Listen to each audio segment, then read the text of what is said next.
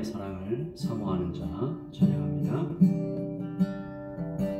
하나님의 사랑을 사모하는 자, 하나님의 평안을 바라보는 자, 너의 모든 것 창조하신 우리 주님이 너를 얼마나 사랑하시는지. 하나님께 찬양과 경배하는 자, 하나님의 선하심을 닮아가는 자, 너의 모든 것 창조하신 우리 주님이 너를 자녀 삼으셨네.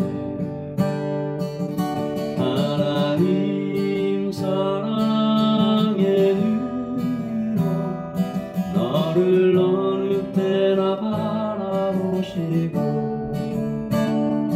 하나님 인자한 귀로서 언제나 너에게 기울이시니,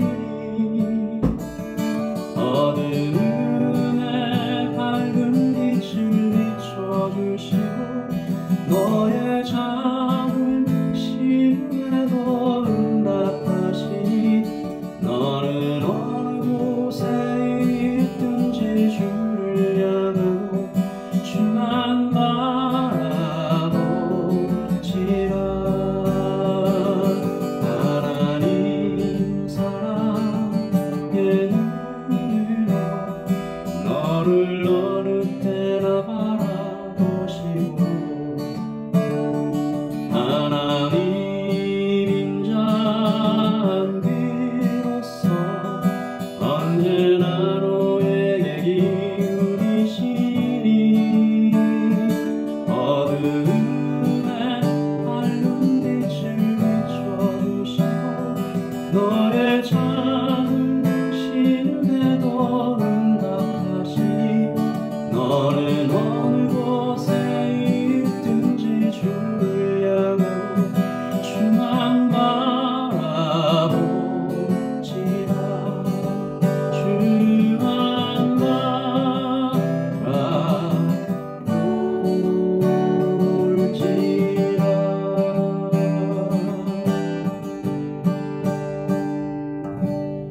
아멘. 오늘 우리에게 주신 말씀은 어제에 이어서 출애굽기 22장 16절부터 31절까지 말씀을 보도록 하겠습니다. 22장 16절부터 31절까지 말씀을 제가 봉독합니다. 사람은 약혼하지 아니한 처녀를 꿰어 동침하였으면 납폐금을 주고 아내로 삼을 것이요, 만일 처녀의 아버지가 딸을 그에게 주기를 거절하면 그는 처녀에게 납폐금으로 돈을 낼지니라. 너는 무당을 살려두지 말라. 짐승과 행음하는 자는 반드시 죽일지니라. 여호와 외에 다른 신에게 제사를 드리는 자는 멸할지니라. 너는 이방 나그네를 납치하지 말며 그들을 학대하지 말라. 너희도 애굽 땅에서 나그네였음이라. 너는 과부나 고아를 해롭게 하지 말라. 내가 만일 그들을 해롭게 함으로 그들이 내게 부르짖으면 내가 반드시 그 부르짖음을 들으리라. 나의 노가 맹렬함으로 내가 칼로 너희를 죽이리니 너의 아내는 과부가 되고 너희 자녀는 고아가 되리라. 내가 만일 너와 함께한 내 백성 중에서 가난한 자에게 돈을 구워주면 너는 그에게 채권자같이 하지 말며 이자를 받지 말 것이며, 내가 만일 이웃의 옷을 전당 접거든 해가 지기 전에 그에게 돌려보내라. 그것이 유일한 옷이라. 그것이 그의 알몸을 가릴 옷인즉 그가 무엇을 입고 자겠느냐. 그가 내게 부르짖으면 내가 들으리니 나는 자비로운 자임이니라. 너는 재판장을 모독하지 말며 백성의 지도자를 저주하지 말지니라. 너는 내가 추수한 것과 내가 짜낸 즙을 바치기를 더디하지 말지며, 내 처음 난 아들들을 내게 줄지며, 내 소와 양도 그와 같이 하되 이랫동안 어미와 함께 있게 하다가 여드레 만에 내게 줄지니라. 너희는 내게 거룩한 사람이 될지니 들에서 짐승에게 찢긴 동물의 고기를 먹지 말고 그것을 개에게 던질지니라. 아멘.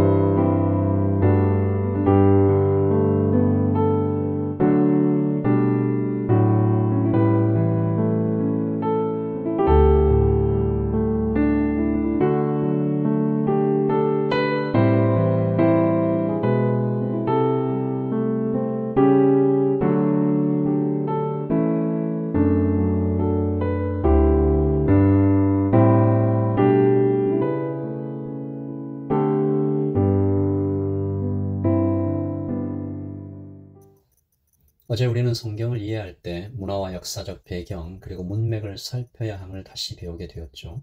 사람을 종으로 부리는 것을 하나님께서 허용하신 것처럼 오해할 수도 있지만 사실은 약한 자를 보호하기 위한 하나님의 법이었음을 알게 되었습니다. 오늘 우리가 읽은 말씀 16절과 17절도 이해하기 힘든 말씀이죠. 마치 여성의 순결을 돈으로 보상할 수 있는 것처럼 기록되어 있습니다. 신명기엔 정혼을 한 여자가 간음을 했을 경우에 남녀 모두 그리고 강제적으로 추행을 했을 경우에는 남자만 돌로 쳐서 죽이게 되어 있습니다. 간음을 했을 경우에는 어떤 형태로든 죽임을 면할 수 없게 되는 거죠. 오늘 말씀은 정혼을 하지 않은, 즉 약혼하지 않은 여자가 동침했을 경우입니다. 남자는 그녀를 반드시 아내로 삼아야 했고 그렇지 않더라도 결혼 지참금을 지불해야 했습니다. 여기서 우리가 중요하게 봐야 할 것은 남자에게 결정권이 없다라는 것입니다. 당시 고대 사회에서 여성의 인권이 거의 없다시피 했다는 점에서 이스라엘의 율법은 꽤나 파격적인 것으로 받아들여졌을 것입니다. 우리는 여기서 다시 한번 하나님의 법, 즉 율법의 정신에 대해서 알게 되는 것이죠. 그렇다면 이스라엘이 아닌 이방인들은 어떻게 했을까요? 지위가 높거나 힘이 있는 남자들은 말 그대로 자기 마음대로 했겠죠. 여성들은 억압당하고 피해를 입었을 것입니다. 그러나 오늘 하나님께서 말씀하시죠. 너희는 그들과 달라야 한다. 이스라엘은 그렇게 살지 말아라. 지위 고하를 막론하고 어떤 사람이든지 약혼하지 아니한 처녀와 동침을 했으면 반드시 결혼함으로 책임을 지라. 단 여인의 부모가 허락했을 때에만 그렇게 할 수 있다. 신명기에는 좀 더 자세하게 이것을 기록하고 있는데 신명기 22장 29절에 보시면 그 동침한 남자는 그 처녀의 아버지에게 은 50세겔을 주고 그 처녀를 아내로 삼을 것이라. 그리고 그 다음에 그가 그 처녀를 욕보였은 즉 평생에 그를 버리지 못하리라. 여러분, 사회적 약자인 여자들을 남자들이 마음대로 하지 못하도록 하나님께서 법을 세워주시고 있는 장면입니다. 물론 지금의 기준으로 보았을 때는 여전히 부족함이 있겠죠. 그러나 당시의 상황에서 귀족들이 혹은 왕족이라 할지라도 돈이 아무리 많아도 힘이 아무리 강해도 하나님의 법 앞에서 모두가 똑같이 서 있다는 점에서 이방민족과 이스라엘의 뚜렷한 구별을 볼 수 있게 되는 것입니다. 그런 의미에서 하나님께서 오늘 사형에 해당한다라고 명시한 죄들은 모두 우상숭배와 관련이 있습니다. 18절에서 20절 말씀이죠. 너는 무당을 살려두지 말라. 짐승과 행음하는 자는 반드시 죽일지니라. 그리고 20절에 여호와 외에 다른 신에게 제사를 드리는 자는 멸할지니라. 아멘. 여러분, 무당을 살려둘 경우, 즉 틈을 줄 경우, 짐승과 행음할 경우, 그리고 다른 신에게 제사를 드리는 경우, 이방의 풍습을 따르는 경우, 이 모든 것들이 더 이상 이스라엘을 이스라엘 되지 않게 만듭니다.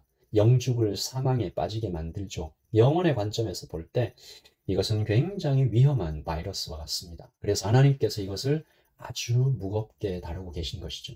여러분, 지금도 마찬가지입니다. 예수 그리스도를 믿는 우리가 사회적인 범죄도 마땅히 멀리해야겠지만 그리스도인이 더욱 경계해야 할 것은 영적인 죄악들입니다. 우상숭배죠. 이 죄를 도려내야 합니다. 가차없이 잘라내야 합니다. 여러분 중에 점을 보러 다니거나 짐승과 행음하거나 이런 분은 계시지 않겠지만 하나님 외에 다른 신에게 의지하는 약한 형태의 우상숭배는 우리의 삶 속에서 얼마든지 발견됩니다. 여러분, 이 죄를 도려내야 합니다. 가차없이 잘라내야 합니다.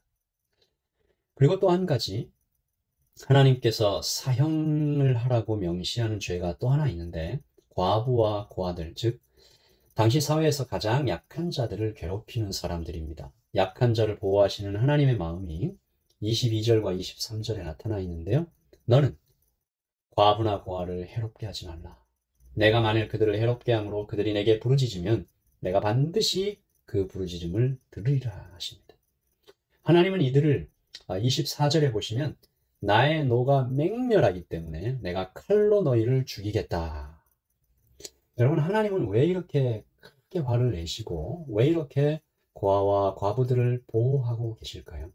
여러분, 그들에게 아무런 힘이 없기 때문입니다. 의지할 곳이 없기 때문입니다. 이것이 무슨 말일까요?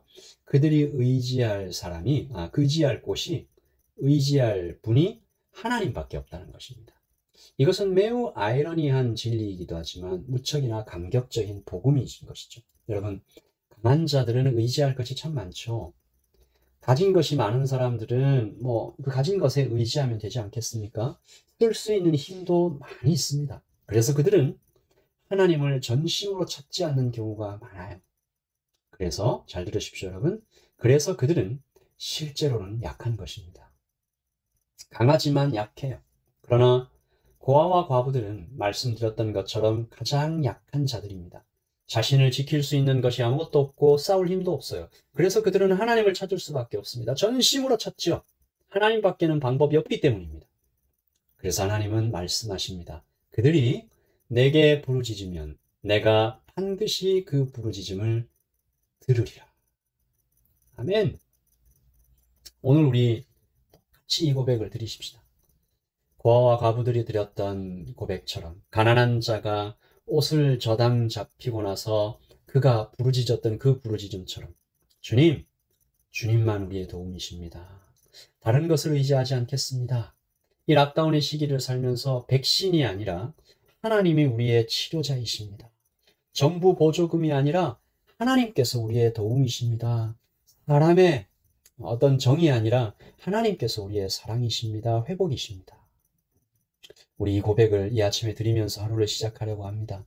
우리 드렸던 찬양처럼 하나님께서 사랑의 눈으로 우리를 어느 때나 바라보시고 인자한 귀로써 기울이시는 우리의 작은 신음에도 응답하시는 주님께 감사하면서 어느 곳에 있든지 주만 바라보겠습니다. 기도하십시다. 우리 교우들을 위해서도 기도해 주십시오.